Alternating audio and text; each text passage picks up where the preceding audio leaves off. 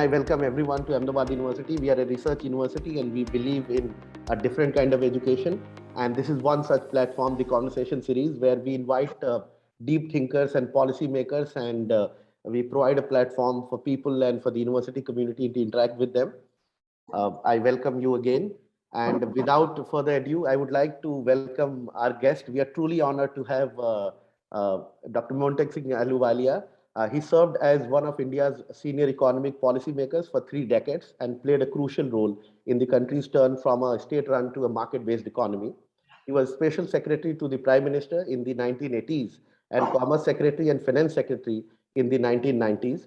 He took a break from the government in 2001 when the IMF selected him as the first director of their newly created Independent Evaluation Office. He returned in 2004 to the Government of India as the Deputy Chairman of the Planning Commission with the rank of a Cabinet Minister, a position he held up till May 2014. He was awarded the Padma Vibhushan, India's second highest civilian honor, by the President of India in 2011 for his outstanding contribution to the economy and public policy. Uh, we are truly honored to have you, Dr. Ahluwalia, at Ahmedabad University. This is a pleasure to have you, and we are privileged to have you today. You don't need any introduction, but I just wanted to read it out. Thank you so much for joining us today. Well, thank you very much for inviting me. I'm looking forward to the interaction with all the people, some of whom I can see on the screen. I don't know whether I'm allowed to put in a little advertisement for my book, but I think I feel compelled to do so. So those of you who haven't actually seen it, this is what it looks like. And I just suggest that while I will be ranging over different issues, you probably get a better picture of what I really think by reading the book. So let me recommend that to all of you in the hope that you will get a better understanding of what my views are. But meanwhile, I mean, by all means, let us discuss as you pose questions to me. So why don't I invite that? Yeah, thank you so much. The person who will be in conversation with Dr. Ahluwalia is Professor Ravi Miglani. He is a professor of practice of management and executive director of our executive education. He'll be interacting with you. Before I hand it over to Professor Miglani, there are some admin rules. Everybody will be muted, audio and video both, during the conversation. And as the conversation goes, I request people to put their comments in the everyone chat box so that we can take all these questions and curate it. And at the end, we'll get back to both the speakers. You can see all the questions there, and then you can put it up, and accordingly, we'll take it forward. So welcome again. And at last, we also welcome to the people from media who has joined us, and they are here. So we welcome you again. And then I quickly hand it over to Professor Miglani for the. Thank you, Sudhir, and welcome again, Dr. Ahluwalia. And I won't repeat what Sudhir said, but I am personally truly honored to get a chance to speak with you. I've been reading your work and hearing about your contributions for the past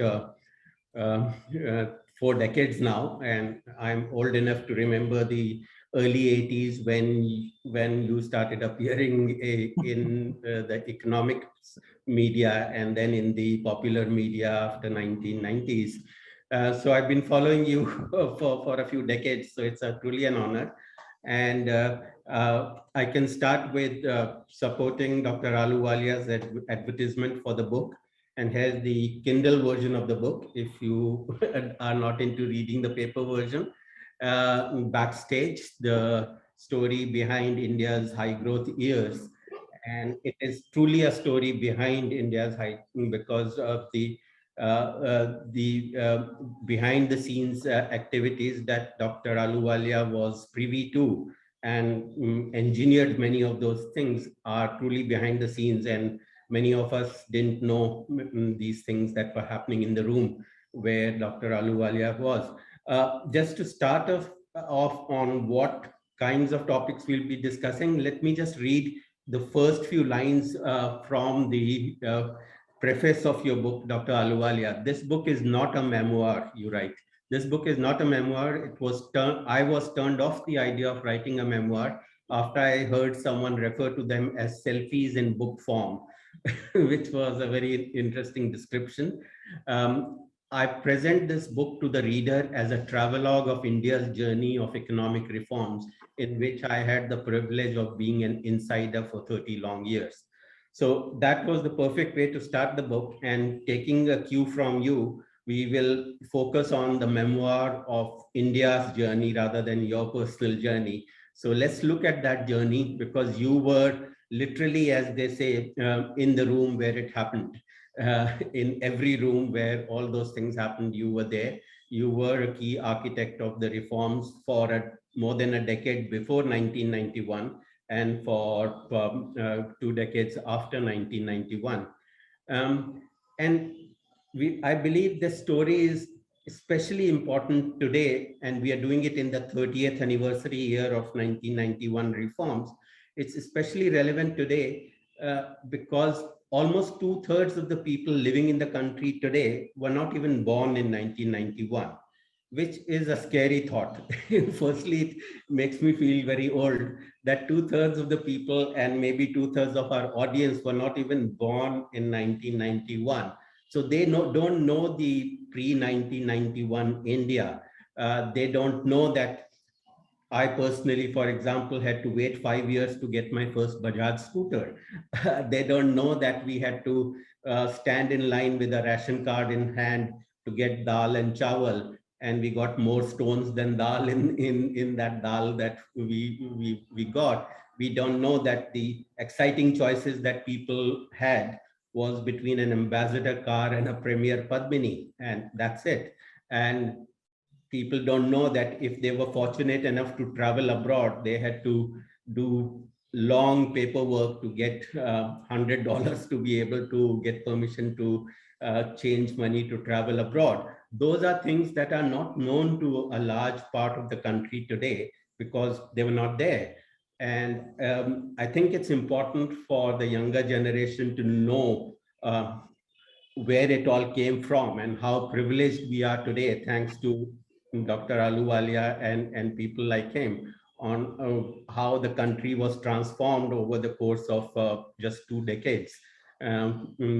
So to be able to understand that, where I would want you, Dr. Ahluwalia, to start is tell us the backstory, literally, as you say, on how we arrived at 1991, because obviously it was not that one fine day an asteroid struck the planet and Dr. Manmohan Singh stood up with his budget speech on 24th of July 1991.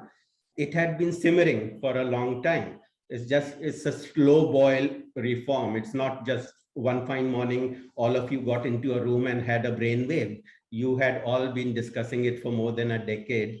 It was like milk slowly heating and then coming to a boil and suddenly it's overflowing. But it doesn't overflow suddenly. It heats up for a long time before it overflows. So could you, to begin, take us through those years, the 10, 12 years before 91, and what made 91 inevitable?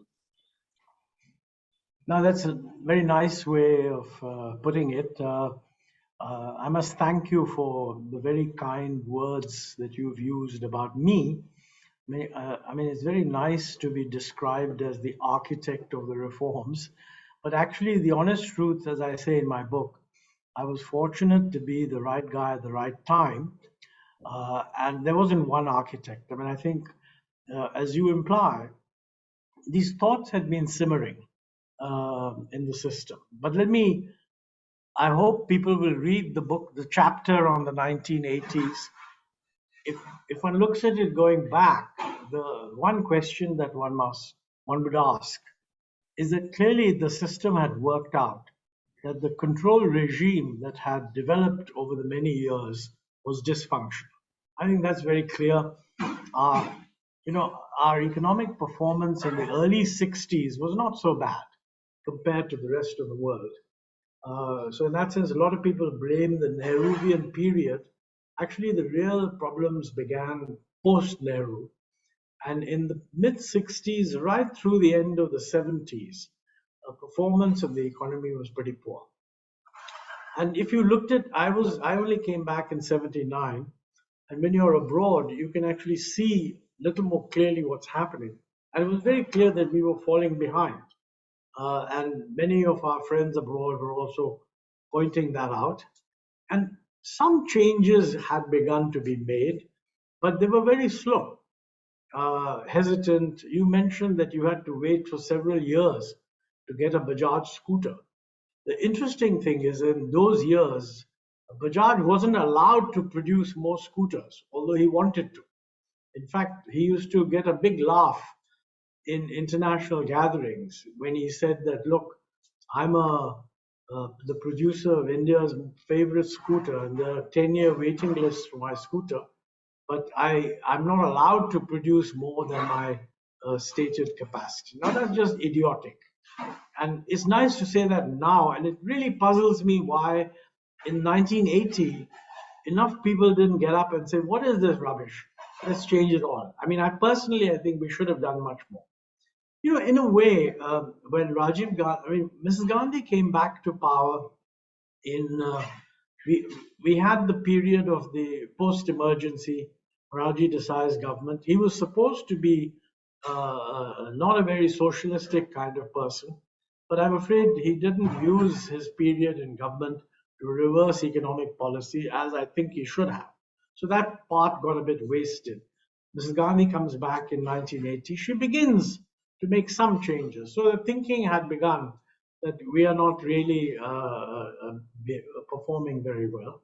Middle of the 1980s, following her, Mrs. Gandhi is assassinated, and after this traumatic event, Rajiv Gandhi moves in, becomes prime minister, wins a huge majority, goes to parliament. And, in February in parliament, I mean, he had talked about taking India to the 21st century. Now, as a young man, it appealed to youth. He was about 40, so I was also around 40 at the time. And I could see that people felt that he was being seen as a breath of fresh air. He didn't carry any baggage of the old policies. He had not been in government before, etc., except for 3 years or so. And in his among earlier speeches in Parliament, he said that, look, India cannot compete if we are working with systems that are 10 and 20 years out of date. Now, no prime minister had often said, yes, we are not doing well, we must do better, etc. But no prime minister had actually attacked the system, and he did. But he wasn't able to do very much about it. Now, that's an interesting question. Why is it that the system did not respond by analytically saying, look, you said the system is lousy, this is what's lousy. And I think we can go into that in detail if you want. But for one reason or another, changes were made, but they were made incrementally. I mean, for example, on the licensing, instead of saying, look, these licensing of capacities are ridiculous, they said, well, we'll have automatic expansion of licensing, 5% every year, subject to 25% over a 5-year period. Now, this meant that Rahul Bajaj could produce 5% more scooters, even though there was an excess demand of scooters of almost 400%. The response was disproportionate to the need. One of the reasons for that was that any expansion of production requires an expansion of inputs, and many of these inputs are imported. And India had acquired after the war and during independence a great belief that we must conserve our foreign exchange and ration it and approve individual imports for the most part. And this was really a dysfunctional system, because babus cannot really decide what is it that a producer needs to be efficient. It's much better to give that choice to him rather than have some Directorate General of Technical Development, the DGTD, which used to make these decisions. And I describe what happened in the Maruti case. Maruti was a breakthrough. It was a public sector unit, but it was a very special unit. But it was producing cars, not heavy machinery, etc., and so on. So it was producing something that would require consumers to like it. And they were incredibly successful. They produced the first really modern car in India, because before that, these Padminis and so on, they were mid 50s, early 60s models. Suddenly, you got a contemporary model. Now, one of their requirements was that after a couple of years, they would start producing the engine block domestically. Okay, and so they said, yeah, we're ready to produce the engine block domestically, but we need high quality machine tools. And we have to import those. So they applied for permission to import the machine tools. Now, this application went to DGTD. DGTD said, no, no, there's no case for allowing this because HMT, which was another public sector company, produces machine tools. So let them tell HMT what they want and HMT will produce them. Now, when this thing came up, I mean, Maruti senior management, RC Bhargav, he made the point that look, HMT is not capable of producing the kind of machine tools which require the kind of quality that we need for an engine block of a modern car. And so he was told, but they're doing it for Bajaj scooters. So Bhargav said, look, a scooter's engine block is a much more simple thing compared to a car's engine block. They wouldn't believe him. So finally, there was a meeting in the Minister of Industry's room where Bhargav had to bring an engine block of a scooter and put it on the table, and then have 3 or 4 people carry the engine block of the Maruti and put it on the table and explain to the minister that, look, this is so much more complex. Just because you can produce this little thing doesn't mean you can produce this other. As it happened, he got the permission to import the machine tool. But I'm not sure whether this was by overruling the opposition of the DGTD.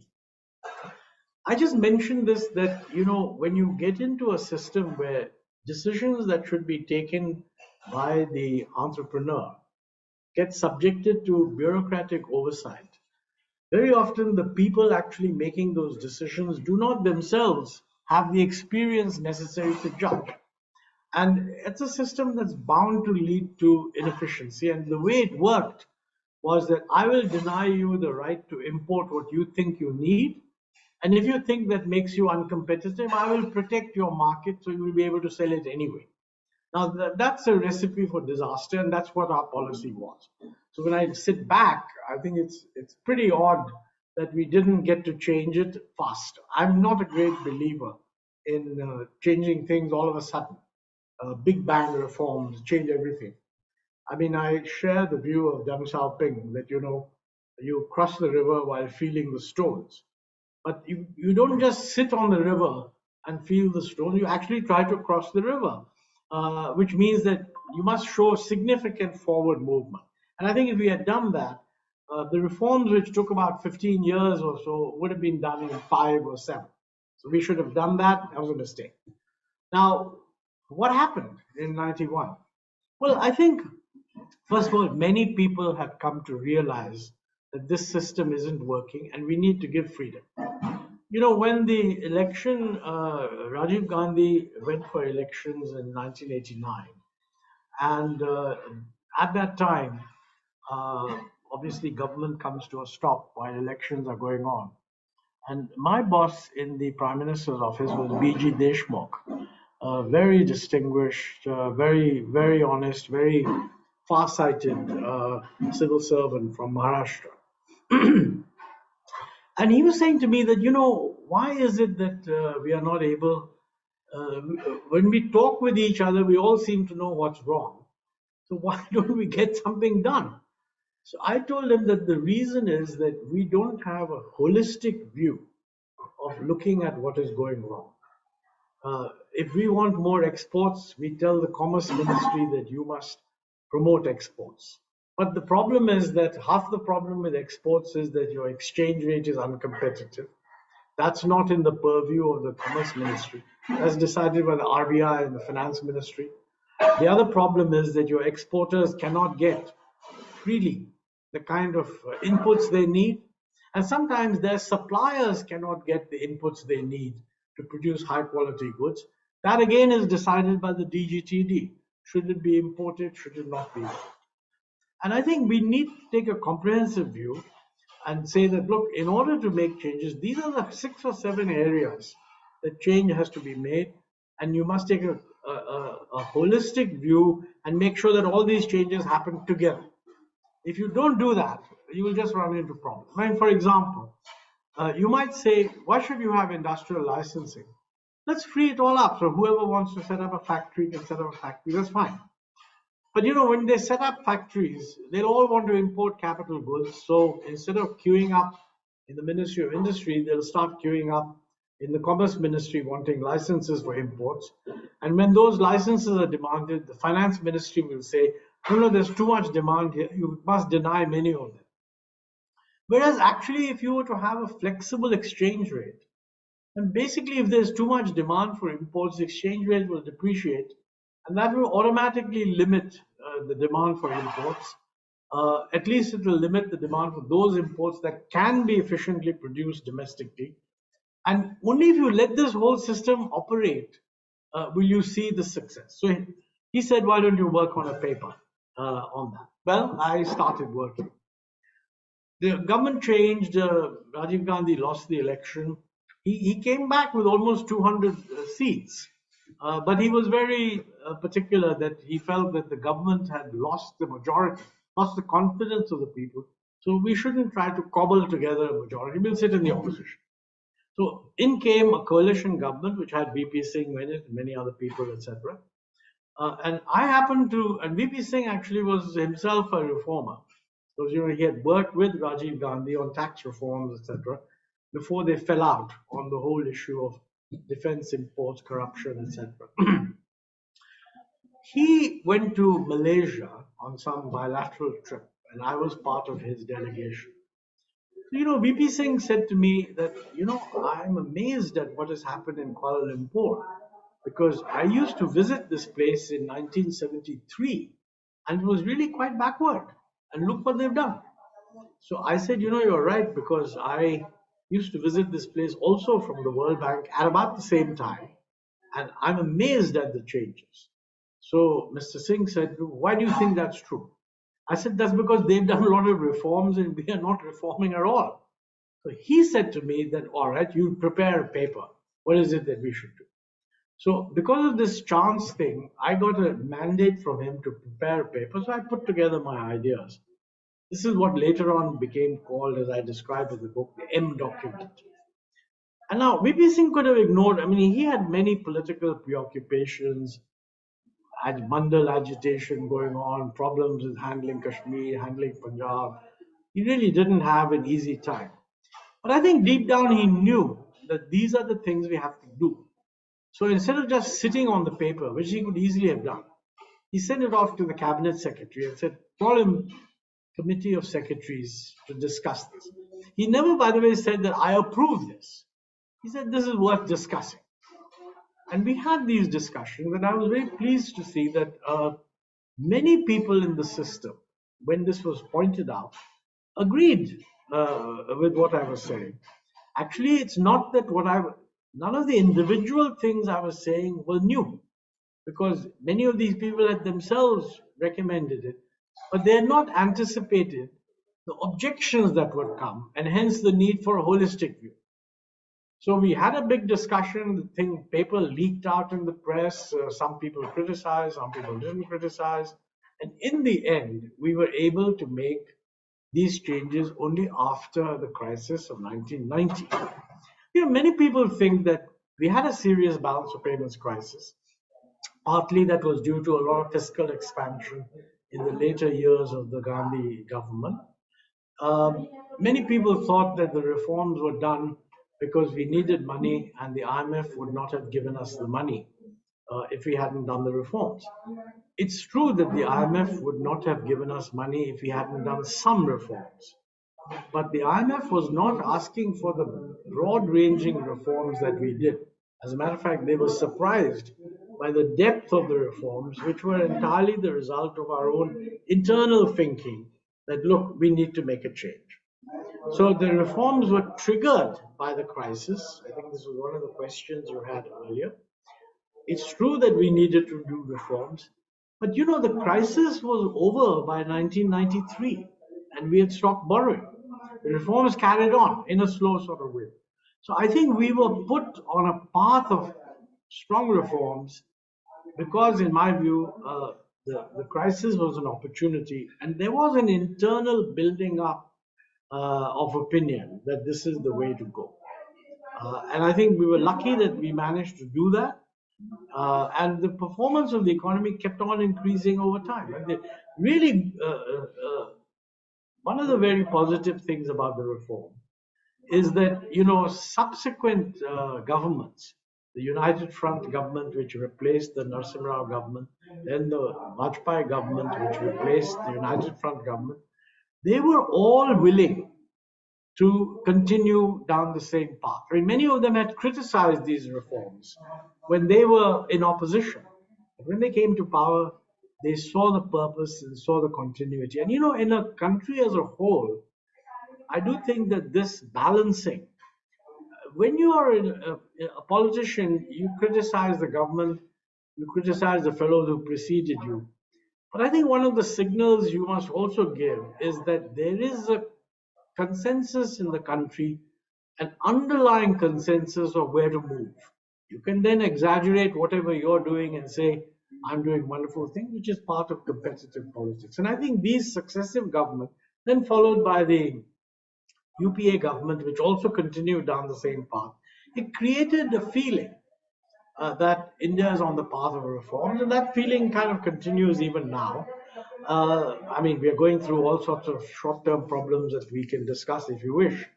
But the bottom line is that people feel that as long as India gets a fair chance to compete, India has the capacity to do well. There is some rethinking, some doubts are being expressed nowadays that, is the world going to remain open, etc. That's something we can discuss if you want.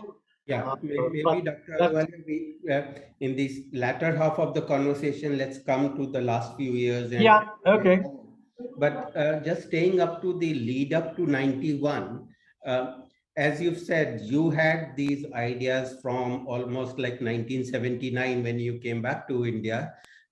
You are being modest, but that document that you wrote, the paper that you wrote, which got dubbed as the M document, was actually a very crucial document. And I've read that myself, and I've read descriptions of it in your book and other places.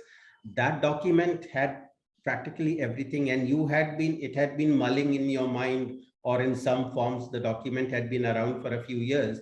I believe you tried to pitch it to Rajiv Gandhi, and it probably wasn't the right time. So all of these things were brewing, and as they say, no one can stop an idea whose time has come. The idea's time had come in 91, but it was not a big blast in 91. These had been brewing. I just want to push you a bit more into understanding, when you say these ideas were there, you knew what had to be done, and probably Rajiv Gandhi or even VP Singh, and there were many reform-minded, both on the politician side like Rajiv Gandhi and VP Singh, and maybe Yashwant Sinha and so on, as well as on the bureaucracy side and the public policy side like yourself and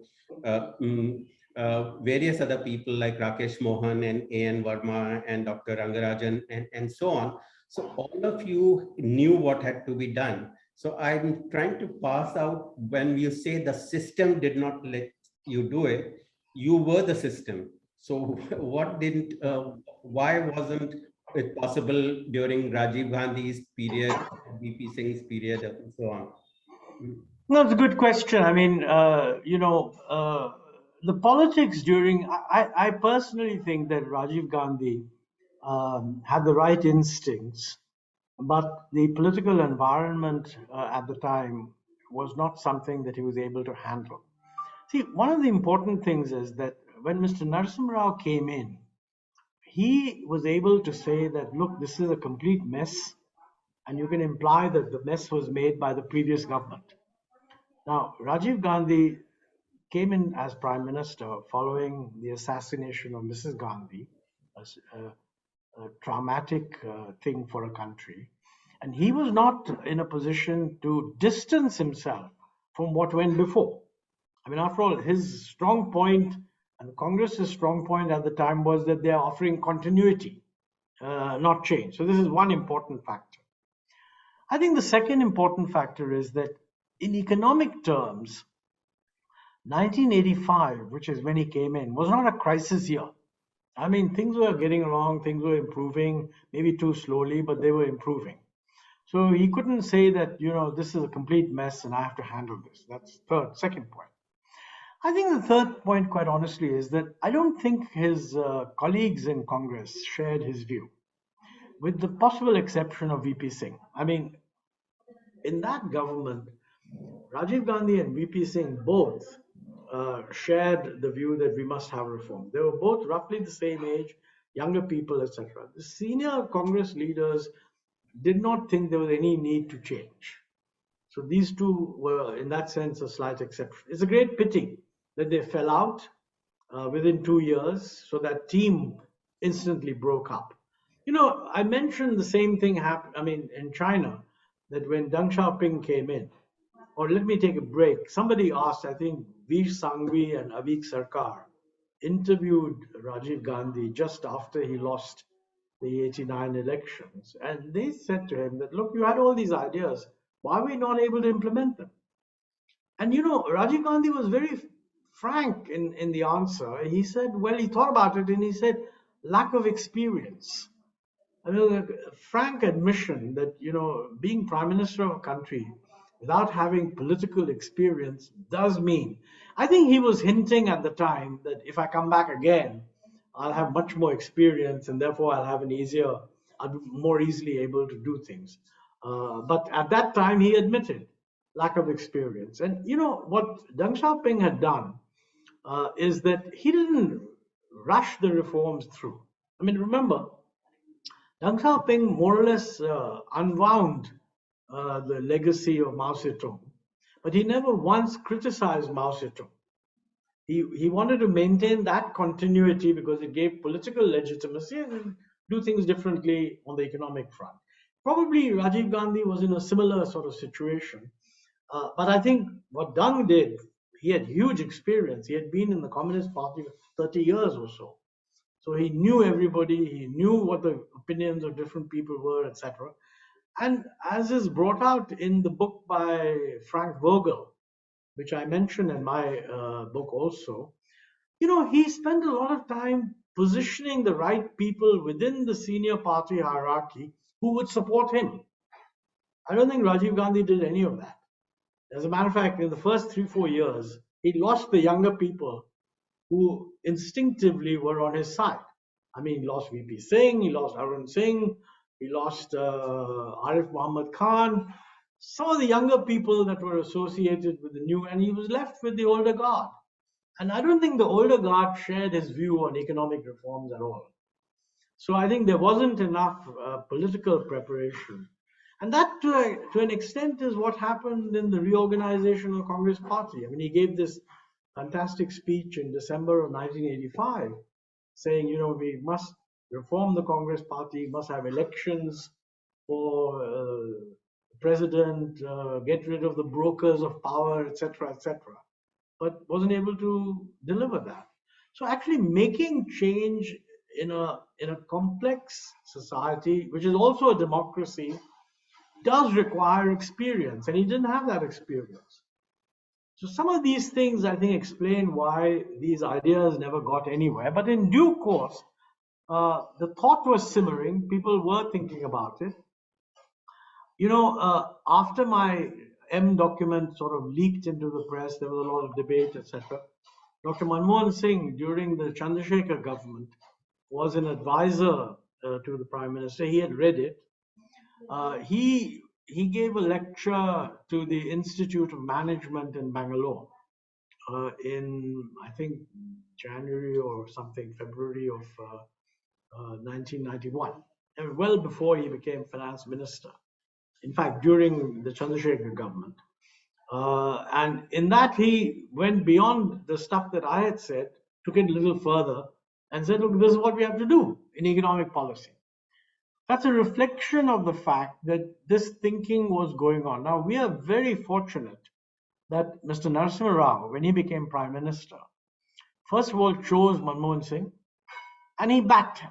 I mean, frankly, without the Prime Minister backing him, it would have been the easiest thing to derail these reforms because none of the other cabinet, with the exception of Chidambaram, none of the other cabinet ministers were in favor of these reforms. He backed him. Manmohan Singh understood that you need to do all of these things together, and he had great persuasive capacity. You know, his budget speech of 1991, I think you were quoting from it when you said nothing can, well, he was quoting Victor Hugo, nothing can stop an idea whose time has come, and you also repeated that. The thing is that being a professor, he was quite good at explaining to people why we have to do certain things. You know, during the reforms, just before the budget speech, he called a bunch of secretaries to his room. I mean, all the senior secretaries. I was then Commerce Secretary, so I was also called. And he said, look, we've decided we're going to make big changes. They're necessary. They're necessary for the good of the country.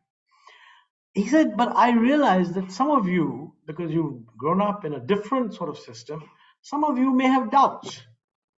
I would not like to push you to do something which is contrary to what you think is right. So if you're unhappy with the direction, let me know and we will give you some other equally good assignment. So on the one hand, he was saying, look, I mean, you guys are all the technocracy. I'm sure you understand the rationale. So please help us. We need your help. He said that. We need your help. Without your help, we can't do it. But he also recognized that some of you come from a different, some of you may be favoring the older approach, which is fine. Just let me know. I don't want that this should be sabotaged. We'll give you some other job, which is very nice. And actually, Finance Secretary S.P. Shukla, Economic Secretary S.P. Shukla, did go with the older, more control-oriented regime. And they offered him the executive directorship of the ADB, a very attractive, well-paying job. I mean, Shukla was a very principled person, and he could see that he's being pushed out, albeit in a very respectable way, and he refused to do that. And he said, no, I prefer to resign, which I mean, as a personal action, is a very principled action. But as far as the government is concerned, they didn't just shove him off somewhere. They gave him a pretty good option. So the concept of putting together a team, in fact, that's when I was brought in after Shukla left. Concept of putting together a team of people who will work together was very important. And, you know, Manmohan Singh was himself a former civil servant. So all these so-called, we were the so-called senior fellows, but we had all been junior to him when he was in the civil service. Rangarajan is a good example. So they all knew him and respected him. And I think these factors made a difference. If you want to do reform, you need a team. The team can either be a political team where everybody is very clear and then they take charge and tell their secretaries what to do. If you don't have that, then you better get the team of secretaries which shares your thinking and pushes it forward. Yeah, okay, just staying in those few months, the early months of 1991 leading up to July 24th, the day of the budget speech.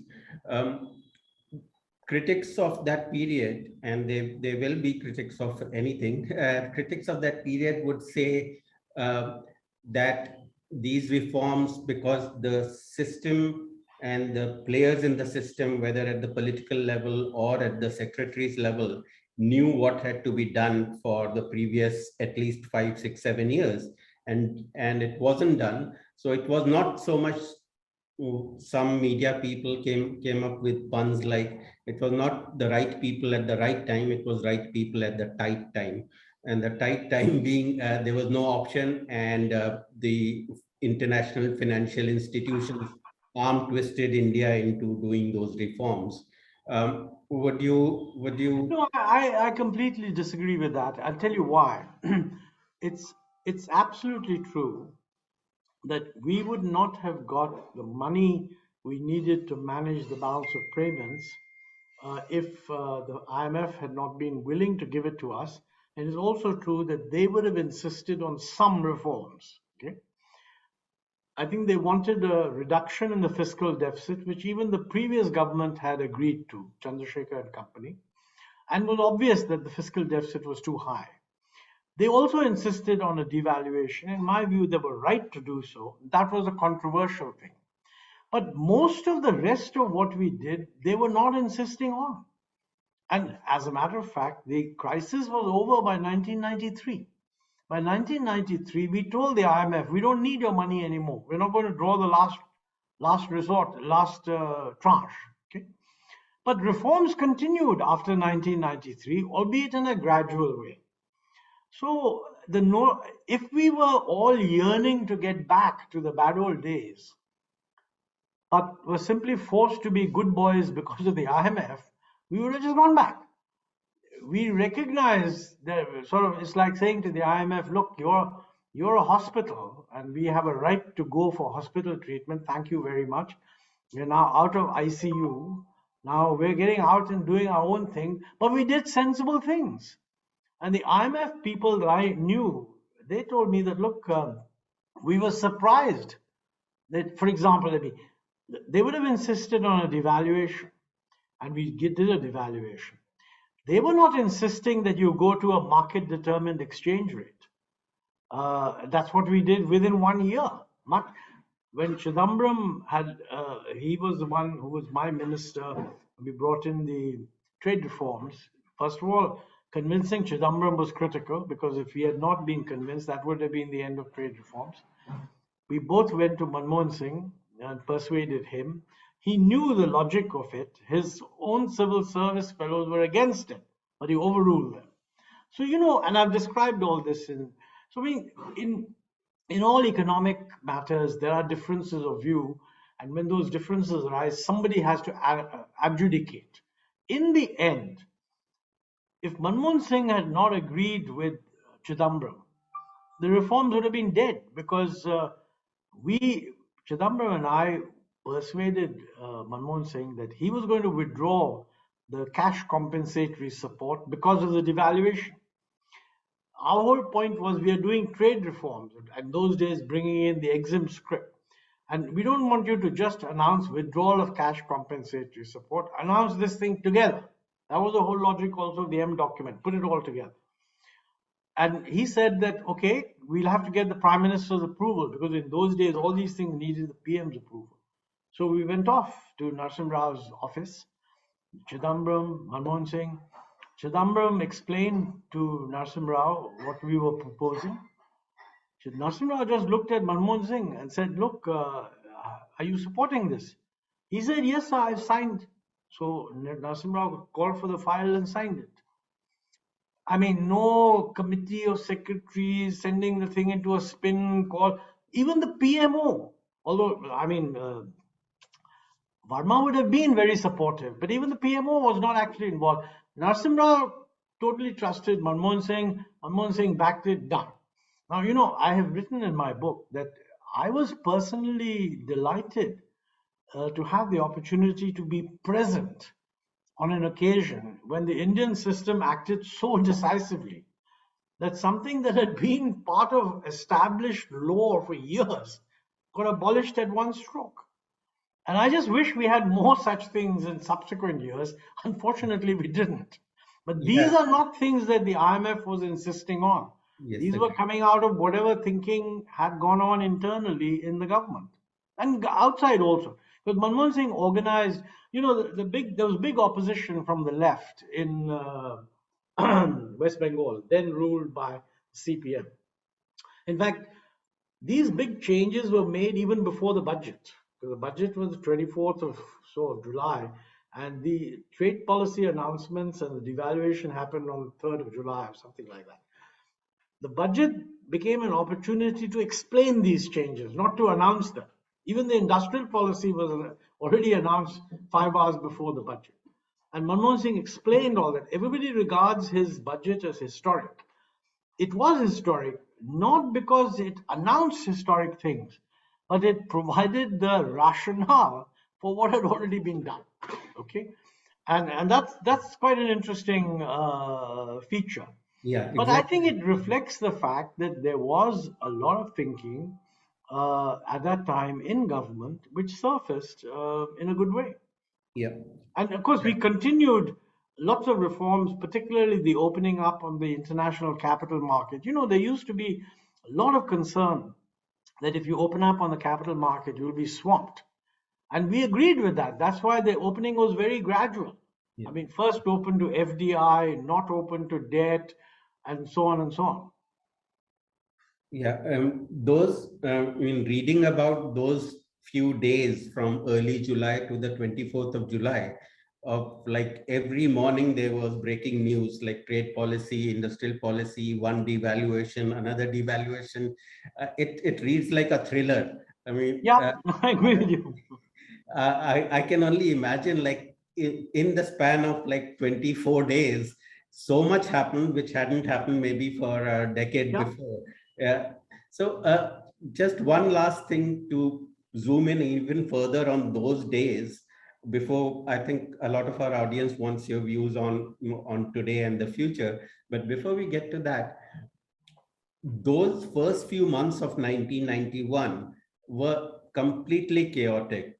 Rajiv Gandhi's assassination, and then a short-lived VP Singh government, then a short-lived Chandrasekhar government, then the S&P and downgraded India's rating, then very emotionally, like very public things like 20 tons of gold being sold by India to raise money to survive for 2 weeks and so on. When so much turmoil is going on, as a layman, we would expect that a new government will come and try and uh, calm things down and not do anything dramatic and let the chaos settle down. So what I wanted to understand was what was the thinking that let's rock the boat even more. The boat was completely rocking, and there were several balls up in the air, and let's juggle a few more balls. So you were in exactly in the room. What was the thinking that let instead of calming things down, let's blow them yeah. up No, more? that's very good. I'm glad you're giving me the opportunity to share some memories. When the government took over, the cabinet secretary of the time called on the prime minister elect, Mr. Narasimha Rao, and told him that look, things are pretty bad, and you're going to have to do something dramatic. So that's fine. That then he had got Manmohan Singh on board, etc. Though we didn't know at the time that he was going to be finance minister. Just before the swearing in was to take place, I got a phone call from the cabinet secretary that the prime minister wants to meet with 6 or 7 of the economic secretaries, and you are one of them. So you please turn up. So we turned up. A very exciting new prime minister. And Mr. Narasimha Rao was very clear. He said that look, we're in a mess. We're going to have to do things differently. And he specifically, I mentioned this in the book, he said, we have got to get rid of the cobwebs in our mind. Now, he had already had a discussion with Manmohan Singh, so I have no idea. Maybe Manmohanji told him that to say whatever. That's what he said to us. When a new prime minister talks to so-called key secretaries and says we've got to do things differently, and we must get rid of cobwebs in our mind, anyone who thinks that I need to make changes would say, hey, this is the opportunity, let's have a go. And as a matter of fact, he turned to Manmohan Singh then and said, and we gave him our views. I told him that, look, we are planning on all sorts of trade policy reforms, etc. The finance ministry guy said we must bring the deficit down and so on. Then at that point, he said, well, after we are sworn in, I'm going to have to make a speech to the nation. So he said to Manmohan, he said, Manmohan, you go and get me a draft speech. Then he said, why don't you go to your North Block office and get it? That's the first time I realized that he was going to become the finance minister. Because otherwise, where does North Block come in the picture? When Narasimha actually made the speech, it was somewhat disappointing. I mean, didn't say all the things he had said to us. So I wondered, was he going to be able to do it? But then Manmohan Singh did the devaluation. He called me and said, please explain to Chidambaram why I have to get rid of export subsidies.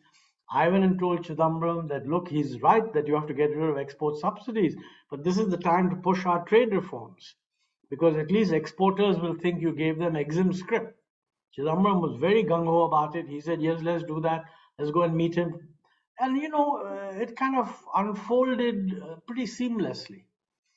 And that's the way it should be. But I think uh, there's no question that a critical feature there, that the Prime Minister was quite clear. He may not have been clear about the details. That's what you need an architect for. He said, look, we're going to make changes now. You work hard to Manmohan Singh, you work hard to changes. But he knew that there were going to be big changes. And he was willing to make the critical decisions. I mean, the decision on devaluation was a critical decision. And I mentioned in my book that Narasimha Rao wanted to do it in two steps. A little one to test the waters, and I don't think that was that sensible, but that's what he wanted. When he did the first one, many of his friends sort of started protesting. So he called up Manmohan Singh and said, listen, can you hold back the second step? And Manmohan Singh told him that, look, this I'll check with Rangarajan. But that morning, Rangarajan had taken the second step. So, Rangarajan had decided with Manmohan Singh that this two-step devaluation was going to be called hop, step, and jump. And so when Dr. Singh told him that the Prime Minister says, can we hold back the second round of the devaluation, he said, but I've already jumped. And that's how that worked out. So, easy communication, a team that had worked together, respected each other, good political support, all of that made a difference.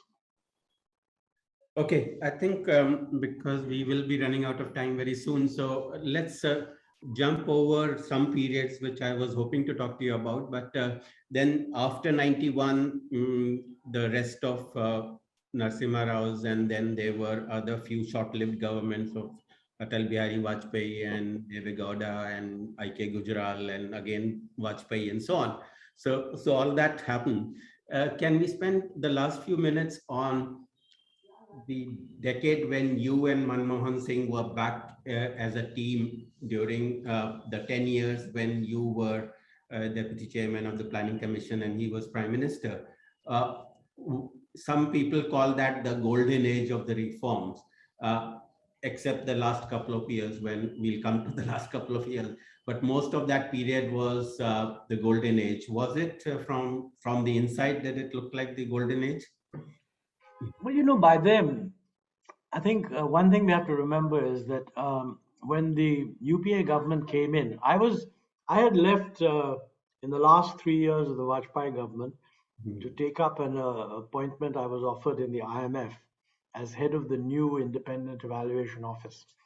So when Dr. Singh became prime minister, he invited me to come back and be the deputy chairman. I immediately said, wonderful, I'll resign tomorrow and come back. At that time, one of the dominant, India's growth performance was beginning to be seen to be a new potential, because India, the phrase BRIC, Brazil, Russia, India, China, was coined in 2001 by, I forget, Goldman Sachs or one of these fellows, that these are the countries that are going to do well. So India was already being identified. And indeed, the Vajpayee government had talked about shining India and so on, understandable. But, politically, the perception that the ordinary people were benefiting had not been sold adequately. So when the UPA came in, their feeling was that this shining India was overdone, which is why the Vajpayee government lost the election.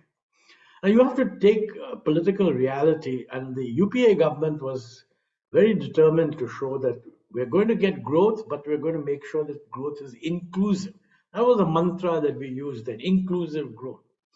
And so a lot of our perception was that with Manmohan Singh as Prime Minister and pretty free scope for private sector, didn't need that much more liberalization. What you needed was for the government itself and through public-private partnership to push for infrastructure development, because that's really where the government can help. The rest is done by the private sector anyway. There was reluctance within the Congress party to do an aggressive privatization of the public sector. But as long as you're not expanding the public sector, you're just losing potential. They didn't have a very active program to privatize the public sector. They should have had, but they didn't. But the focus was that, look, let's see what will make growth more inclusive. And there the approach was agriculture, more education, more money on health. And of course, McNarega as a way of providing income support to landless labor. So while giving the private sector reassuring signals that, look, we like you guys and we're expecting you to use the freedom that you've got to do well. You can bring in money from abroad if you want. And as far as the government is concerned, we'll develop infrastructure and we'll do more than the government can through money by bringing in public-private partnership. And that was the package.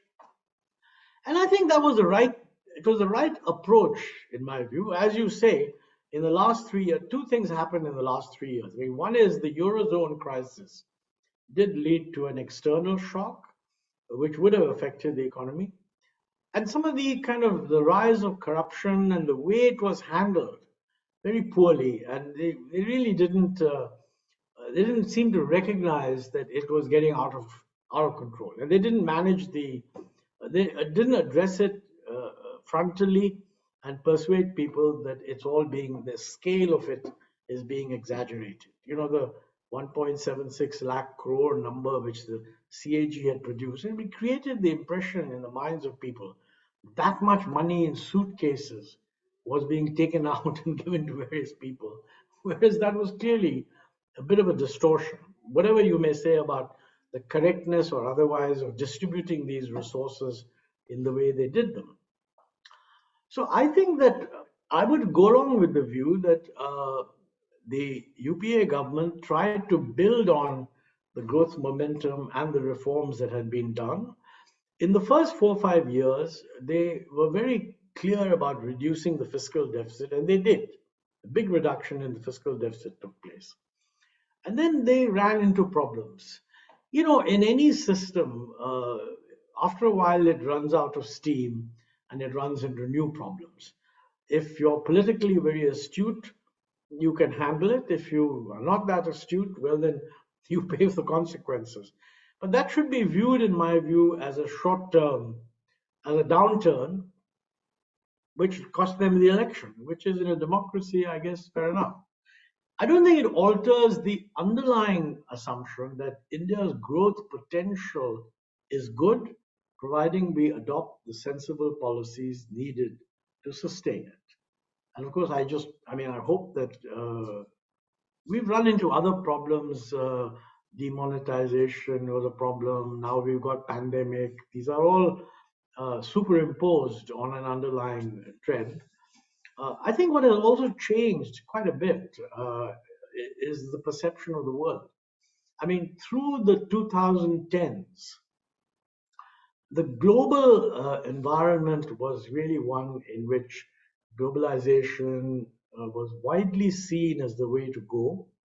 And the assumption was that China is integrating into the global economy in a relatively peaceful manner.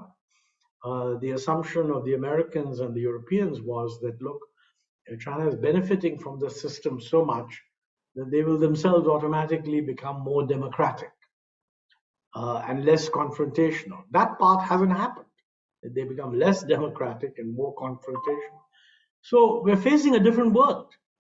So in some sense, how we face that world and what we do, including what is happening on pandemic, including the new threat of climate change, which is going to require very solid interventions on our part, policy interventions to deal with these new threats. So it's never the case that you just keep the agenda what it was earlier. I think every 10 years it's a good idea to say, yeah, we did a great job. Now let's talk about what is the priority now, and have a good discussion and a good public understanding of what is needed. And I think in a highly pluralistic society, a good public understanding is essential. Otherwise, you get disrupted.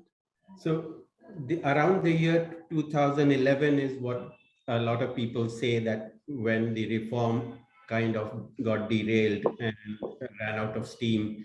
So that was partly because of all the corruption scandals, and the government got distracted and was firefighting these allegations rather than focusing on the growth and the economic agenda. So that, and then we sometimes, some journalists have called it the lost decade, in the whole late UPA period to Mhm. 2018 or so. And then there were, as you said, some man-made and some natural misadventures, demonetization and the botched kind of implementation of GST, and botched implementation or non-implementation of the agriculture laws and so on. So all of that has culminated in the last 2 years of pandemic. So rather than me asking you about where next, I can see lots of questions around that. Post-pandemic, where do you think India's economic policy should go? So maybe let's address that in response to questions rather than me. So I'll stop here. And there are many questions. And Sudhir, would you want to bring some questions up? Yes, thank you so much. I'll do that. So there are a lot of questions and people have agreed to come on camera. So first I would like to invite Professor Sonal Yadav, uh, if she can come on camera and ask the question. Thank you, Sudhir. Very engaging conversation, Dr. Ahluwalia and Professor Ravi. So my question, I have two questions. One is, what policy measures do you suggest to improve the condition of poor and informal sector workers, because they have had a very bad impact because due to pandemic. And my second question is, which areas must be given more emphasis in the next phase of reforms? Mhm. Well, I agree with you that the pandemic has had a very negative effect on the poor. That's what people mean by the K-shaped recovery. Um, I think, therefore, more expenditure of the kind that will support incomes in the short run, incomes in the lower part of our population, are definitely justified. I think more expenditure on health, which is necessary anyway and will actually lead to leakage, not leakage, but the side effects will all be to create more employment. Because really, to do something on health, you need to strengthen the state level health system, which actually means either more personnel or better payment for some of the people that are involved in the health service. So I would say those are very critical.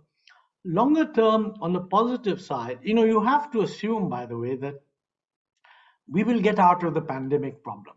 I mean, uh, if you say no, we're going to be stuck with pandemic for 5-6 years, then what I'm saying is nonsense. But if our vaccination proceeds, we are behind target. But one never always achieves one's target. But if you achieve it 2 months later, 3 months later, by the middle of next year, if a very large part of the Indian population is actually vaccinated, the fear of what the pandemic might do will slowly go down. It's not an immediate thing, and it could go on for some months. We don't know what this Omicron variant is going to do. At the moment, they genuinely don't know. I mean, even around the world, they're saying it'll take another 2 weeks, etc. So this is genuine uncertainty. We have no idea. We just have to wait. But one must assume that somehow we'll be able to handle the pandemic. And what we do there is not very different from what the rest of the world does. So we should be looking and seeing what's working elsewhere and make sure that we are not behind the rest of the world. Assuming, therefore, we get out of the pandemic, what else do we need to do? Well, one is quite clear that, our growth rate when we entered the pandemic was too low. Because what happened was that the UPA last 2-3 years were not good, but in the last year it was picking up. Then first 2-3 years of the present government, it picked up. Then after the demonetization and the, if you like, the glitches in the GST, it went down again. The GST, in my view, is a very major reform, and I'm glad it got done. And although there are glitches, there is talk that we'll remove them. So fixing the GST should be very, very high on the reform agenda. I think the government knows what to do. There's a lot of expertise available. We just have to do it. But doing it is not easy because, if you're going to cut down the number of rates, what it means is you've got to lower the high rates but raise the lower ones. And there's always a reluctance to raise rates, and that's an issue. But I think 2 or 3 things that we really need to do in addition to that are the following. First, we have to do better job on infrastructure, and it has to be through public-private partnership. Public-private partnership has run into problems, but then we must resolve the problem. I don't believe we can solve the problem by just having a public sector solution. We don't have the money for that. So that's one thing. Second, the banking system. The banking system is at the moment a bit broken. And we need to have a much clearer sense of what are the banking reforms that we want. In my view, we should reduce the role of the government in control of the banks. There are 2 ways of doing that. One is to relax the government control on the public sector banks, and the other is to just let 1 or 2 public sector banks be privatized. Right now, the government is doing the latter. I have no problem with privatizing 1 or 2 public sector banks if we get it done. Although, since we are saying we will retain 26%, etc., I'm not really sure what kind of privatization can be done if you want to retain 26% of a public sector bank. But, as far as the rest of the public sector banking system is concerned, I have been very much in favor of saying that we should give the Reserve Bank of India the same regulatory power on public sector banks which it has in private sector banks. At the moment, that's not true. In a private sector bank, if the RBI thinks something is going wrong, they can just remove the chairman and change the board. In public sector banks, they can't do that. They just write a letter to the finance ministry. And I think this is not good enough. They should be able to do the same thing with public sector banks. So it's very controversial. I don't think there's any support for it yet, but that's one of the issues. I think the third thing is, there's a lot of new things happening in India. Digitalization, startups, rise of new unicorns, new forms of trading in the e-commerce space. These are all very experimental. And I think there will be people saying, no, we must control all this. And part of the problem is China is handling the same thing by expanding state control. So there will be people in India who say, China is a successful country, we should learn from the Chinese. I disagree with that. I think India would be much better showing itself as an example of the non-China type approach, rather than following China's leadership in these areas. This is a controversial issue, and I don't think it's been adequately discussed, but this is certainly something that we need to do. I think the modernization of agriculture has been on the agenda for a long time. It's a pity that the farm laws became controversial. Again, it happened because I personally do not think that there was adequate discussion allowed. Now the government has said, look, we are setting up a team, which is good. I hope that this restart of the debate can lead to some sensible initiatives in this area. My instinct in this is, by the way, is that we should retain the initiative with the states rather than impose a national prescription. I mean, even earlier when we wanted, in the UPA, we wanted modernization of labor, of agriculture, including some of the marketing changes, we were saying, look, it can only be done by the states. And I think there's nothing wrong with having states compete. If some state doesn't want to do it, let them not do it. Persuade some other state. And if this state does it and does well, well, the other states will follow. So I think something along those lines is really needed. Finally, I mean, to do well in future, we have to have much better outcomes in skills. And frankly, there we are miserably failing. I have failed for many, many years. I don't know whether modern technology allows new forms of skilling and education, but we should experiment with all of those to see what is possible.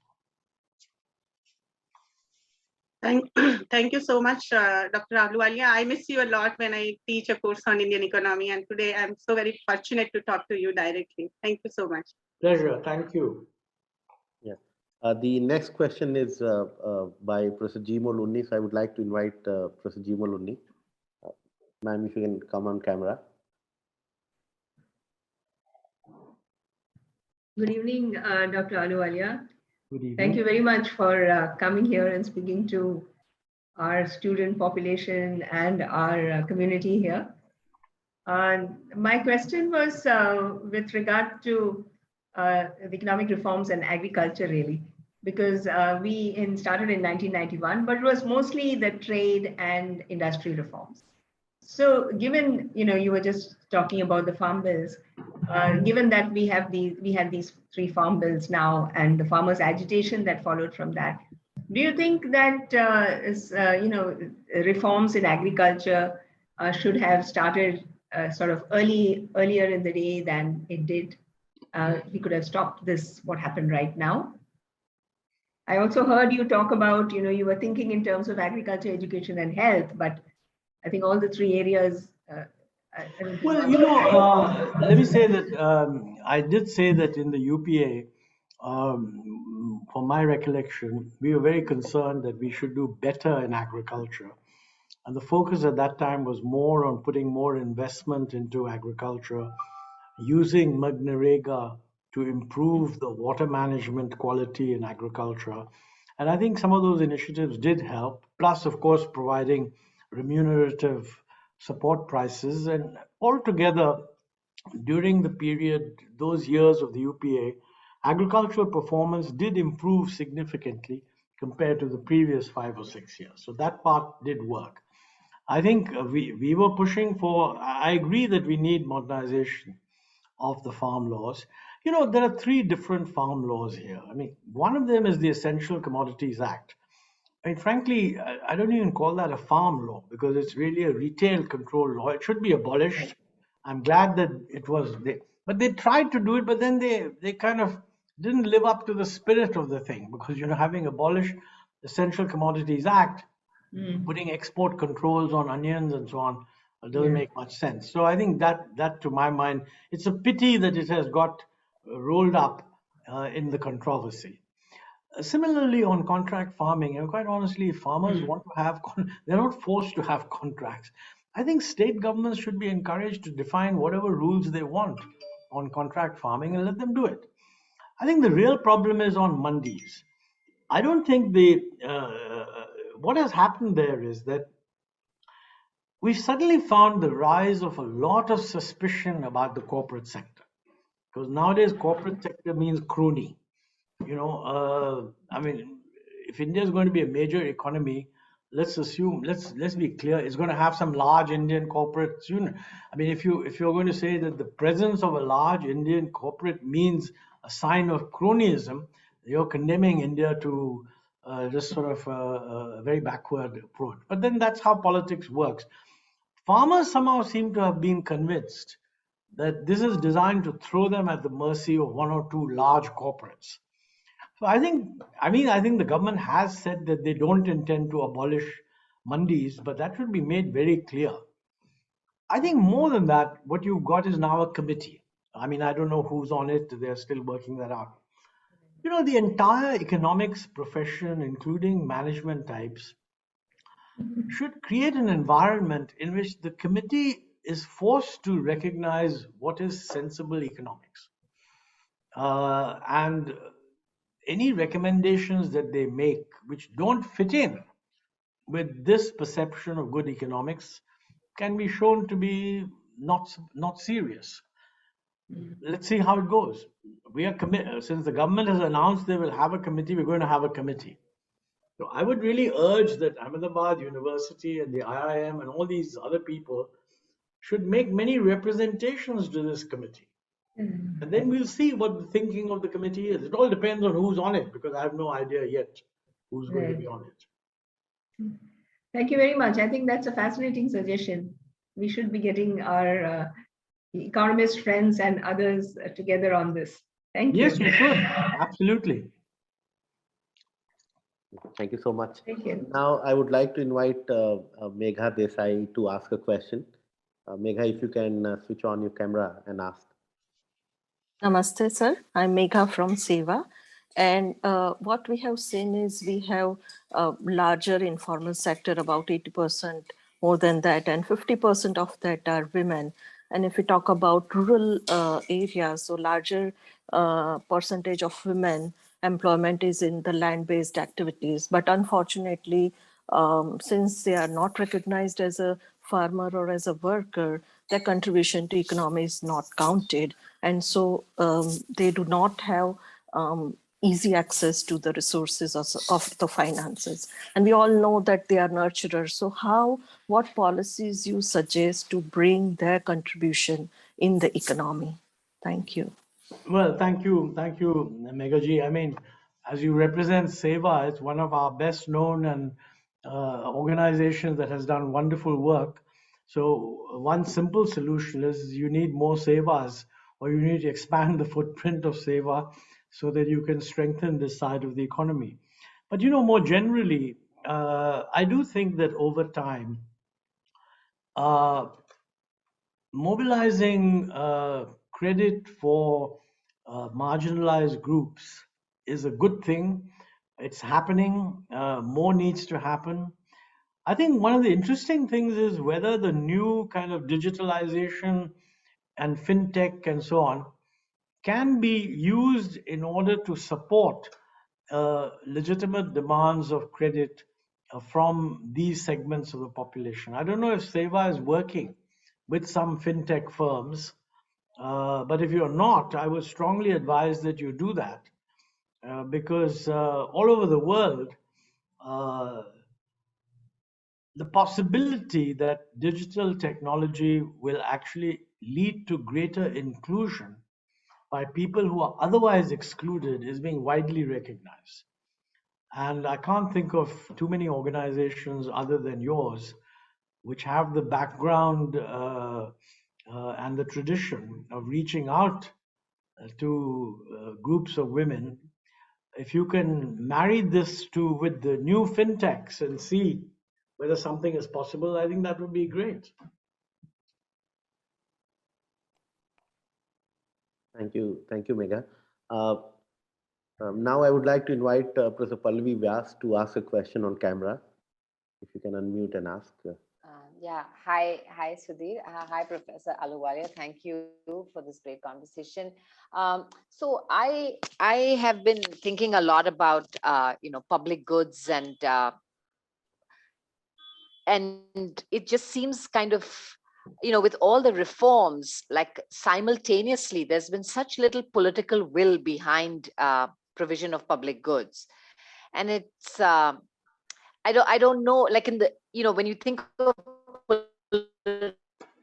political economy models, you think that providing public goods usually leads to votes, and it's a electoral issue. It becomes electoral issue very quickly, but it doesn't do so in India, which is kind of, I don't know whether it does at the municipal or the state level, and it just doesn't happen at the national level, or unclear. Any thoughts would be great.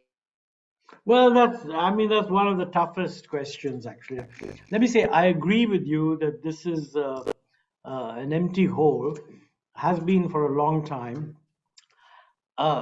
If you look at it at the state level, it is unfortunately true that the perception of most state level politicians is that their electability depends on freebies rather than provision of quality public goods. Right. Now, quite honestly, this is a matter of educating the public that, listen, you are not better off by getting freebies, you're much better off getting quality public goods. Right. But you're right that there isn't an adequate, even in matters of health, for example, our political actors are preferably pushed to providing tertiary care rather than expanding primary care. Right. And I mean, look, this is not easy. You have to create demands for these things from the public. In an electoral democracy, if the electorate doesn't demand it, there is no reason on earth why the government should deliver it. So frankly, if there's a gap there, the electorate doesn't know what's good for it, I think we need a major effort to persuade the electorate that, look, this is what you should be demanding. That's right. I don't have an answer. It's really for the political scientists to tell us what to do. That's right. Thanks. Thank you. Now I would like to invite Professor Kaushik Jana. He has a very interesting question. So Kaushik, if you can ask that question now. Hello. Yeah. Thank you, Dr. Ahluwalia. Yes, it's great pleasure to actually know how things work, like the privilege we are enjoying now, how that came into picture. And now when we are thinking about this kind of public health decision making, you have seen the broad horizon. Now everything now depends on the evidence, the decision we are making and the communication of the evidence. And also, when you mention that we should understand what others are doing, other country are doing, and need to understand with them part, what we can see is that we are lack with data, where the UK, US have that kind of data to make inference on any decision, like in public health, like the new variant. Even they don't have data on that variant, but we will be depending on them. When they will get a conclusion, we will copy them, or we'll make improvisation. So what is your view, how the data should be shared, and should there any regulatory body should be there who independently share data independent of government? Your views?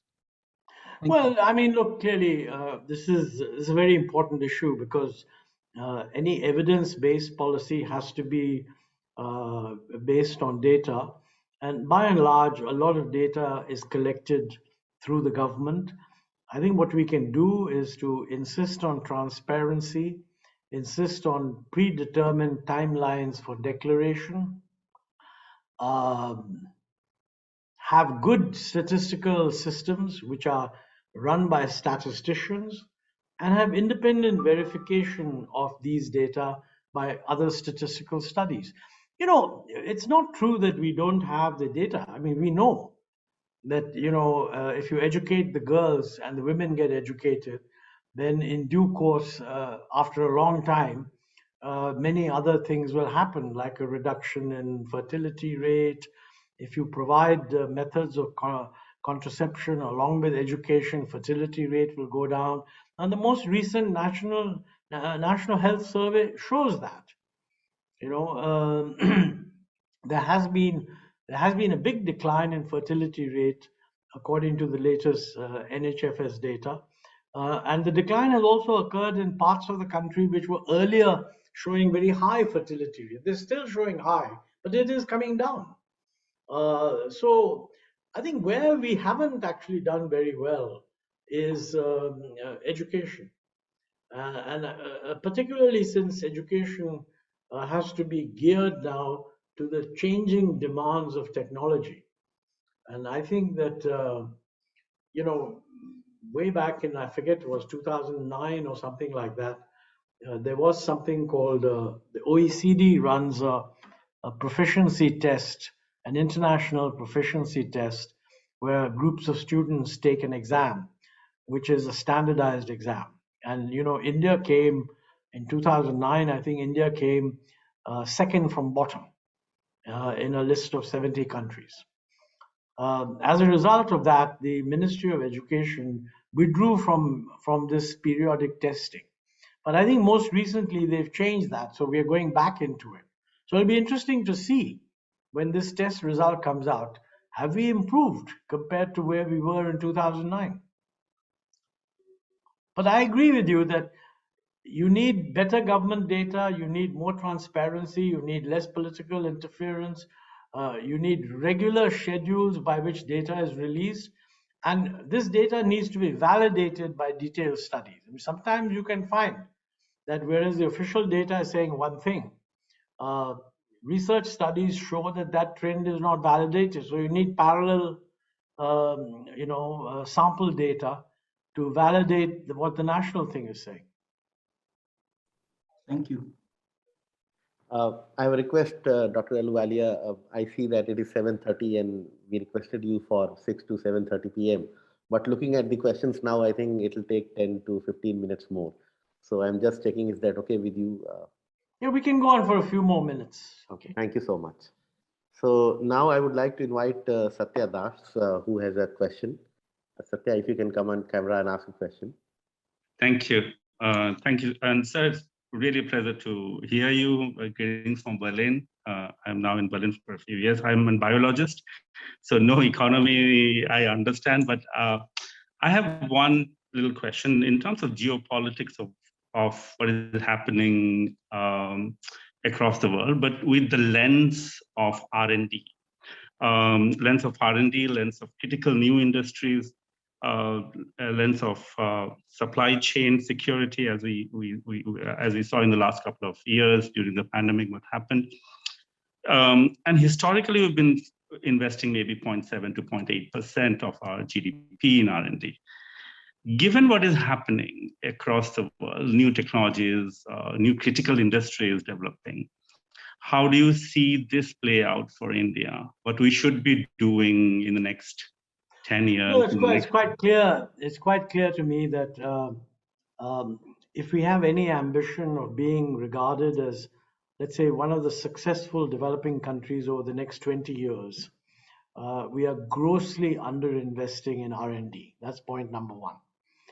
Point number two is, nor can the solution be simply that private sector should invest. They should, and they're not. But the government should also invest, because it is government investment that provides the base of R&D, and then the private sector converts it into patentable results, etc. But without that government base, that's not going to happen. So I'm quite clear the government needs to do that. In fact, in my book, I mention that we need to invest at least something like 0.5% or more of GDP in research and development than we are doing. Public sector, private sector is separate. But even more than that, we need to invest it in a manner which is responsive to effective use of the money.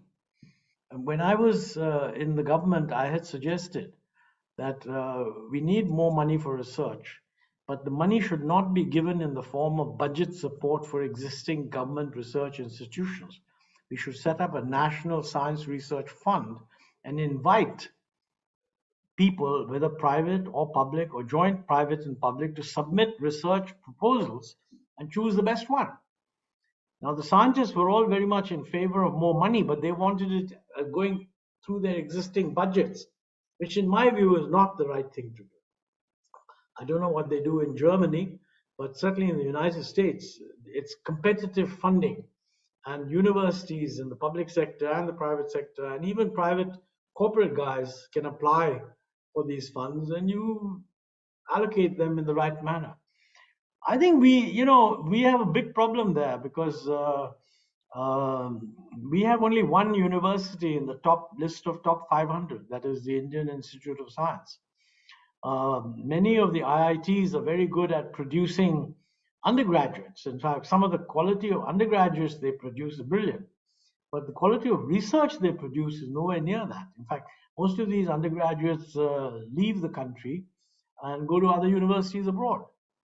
We haven't yet created, even the IITs have not been converted into places that produce good research. I'm not against people going abroad. Quite honestly, if there are better universities abroad, there's no harm in our chaps going there and learning something, and maybe some of them will come back. But given that we have IITs that produce such good undergraduates, we should be structurally thinking of how can we make these places into research universities, and we're not doing enough on that. Now, you mentioned cybersecurity, and that's a huge area. And frankly, if we are not up to scratch on there, we can become very vulnerable. And particularly with all this Internet of Things. I mean, if you can hack, if you're a digitalized world with a lot of Internet of Things going on, the ability of someone to hack into any part of your system is immense.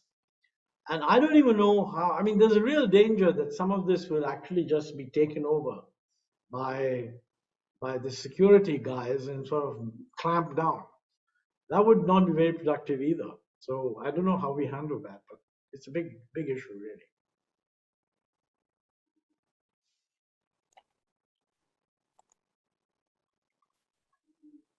Sorry, thanks for unmuting me. Thank you, sir. Yeah, I did, if you have 30 seconds more, I did also ask about supply chain security. That's